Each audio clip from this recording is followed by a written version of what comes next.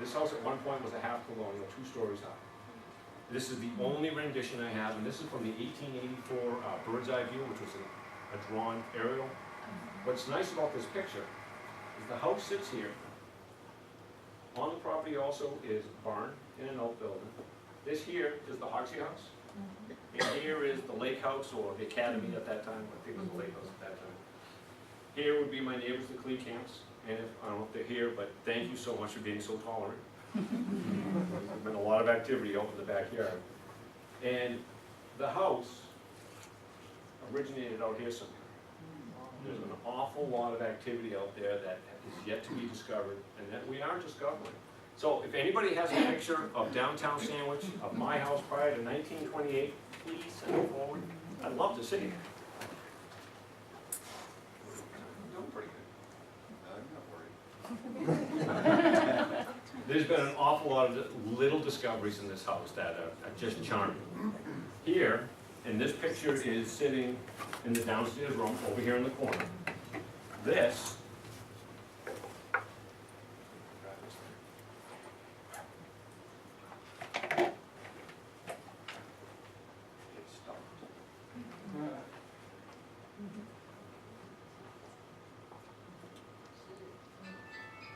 there you go.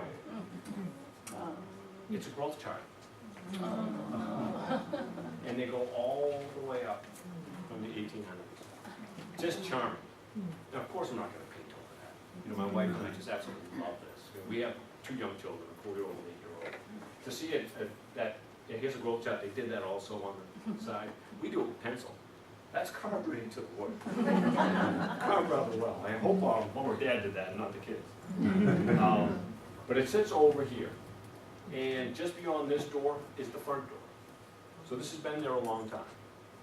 And now you can see how in the redo of the house, we're now getting into how we've redone it. This is the original room, which is the front door to the left, 12 by 18. This was the house, just that one little room. And so as we took down these false walls, it was a fault. This here, this paneling ended, and then it was plaster up. You couldn't see the beams. And then there was a false ceiling starting right at the top of that doorway, coming straight across. They were short, and I'm talking, people thought I was nuts. We gave a lot of headroom, which was good. And so this discovery, we said we have to expose it. Again, we use that modern insulation to keep the gun stock post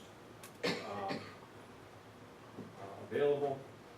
Up here, you'll see this house, this started. This wall back here is where it ended. There's the 18 feet. But this here is that small chimney that you saw going up earlier.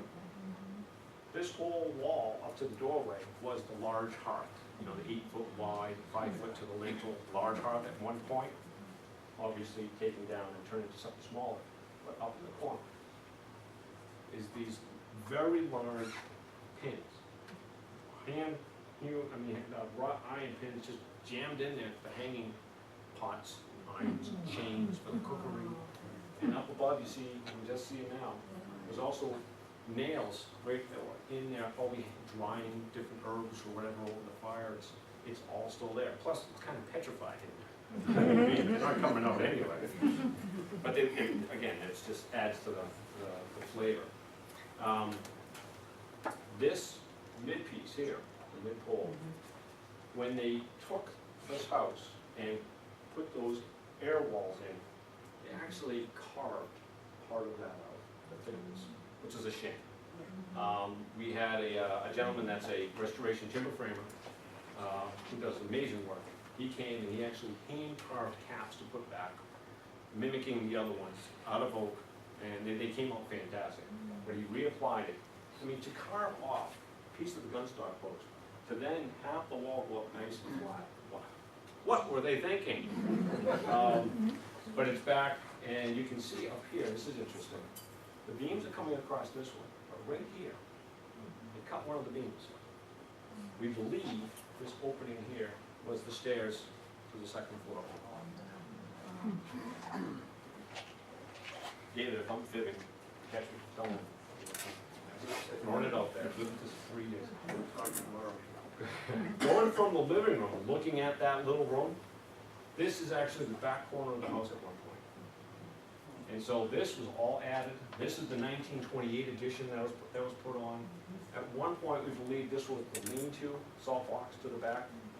This back part, you can see underneath here from the basement, you can see the beams all match across all the way to the other side.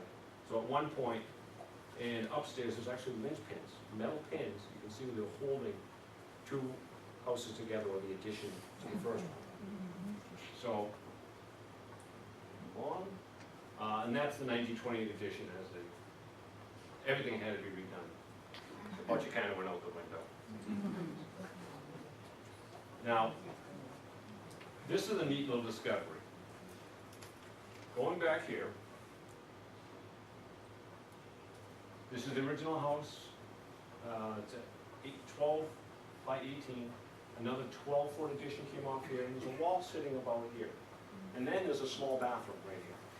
Well, this back wall here was originally the back of the house at one point. And so here we go into the bathroom, which again needed to be redone. Plaster has to come down. And we find behind the plaster evidence where there used to be a window. Obviously that was the back of the house. And so I remember looking at it. They had this board across the top and the bottom, and they filled it in with these scrap pieces of wood.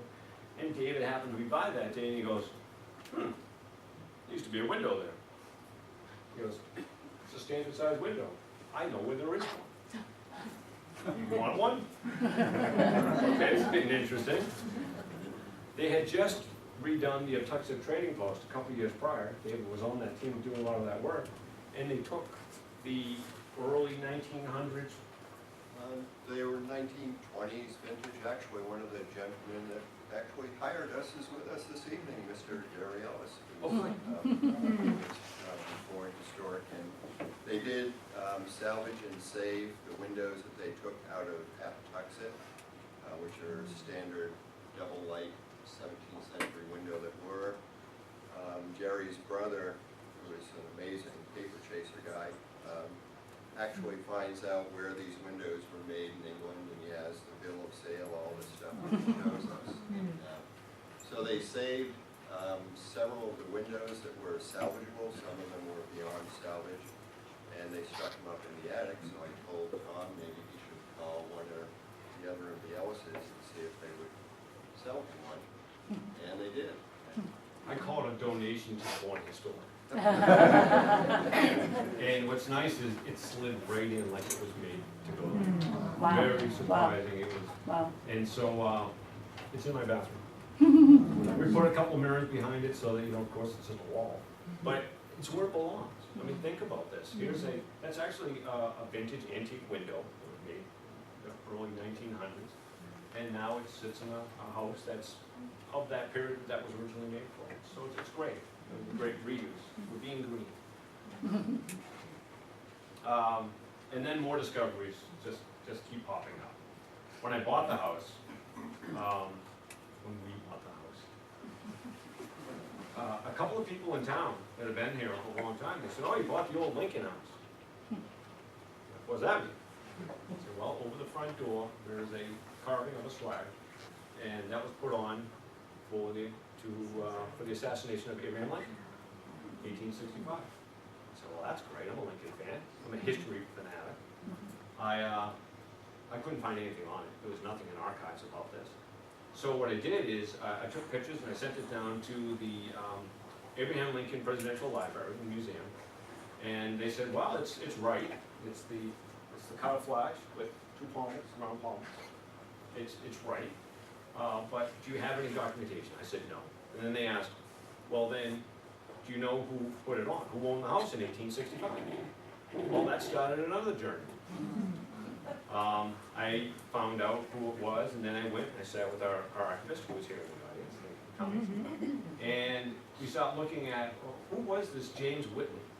Well, James Whitley was listed in the assessor's documents as mulatto. So he was part African American, 1865. Huh. So, and again, Barbara Gill tells me that the house was purchased originally in 1827 by his mother, Leah Whitley, who at that time was widowed. and she's from South Carolina. So I said, well, was Leah African American, or was the father African American? And she says, oh, it's well known that Leah was African American. And we find out the husband's name was Thomas Whitley, thank you for that. And I decided to start doing my search. I'm an auditor, and I started looking at all kinds of documents. To be semi-brief, it took me to Syracuse University College of Law, to where there was a paper talking about Leah and Thomas Whitley being challenged, called Testamentary Freedoms. And what happened was, there was family members. Leah Whitley, when her husband passed away in 1827, sold the family business, which was a grocery store in Charlotte, North Carolina, and came to Massachusetts. Well, further on, earlier in the 20s, Leah and Thomas Whitley had a child, and they sent their son James to Massachusetts to be out of the way of bad influence. That was a quote. Huh, what's that all about?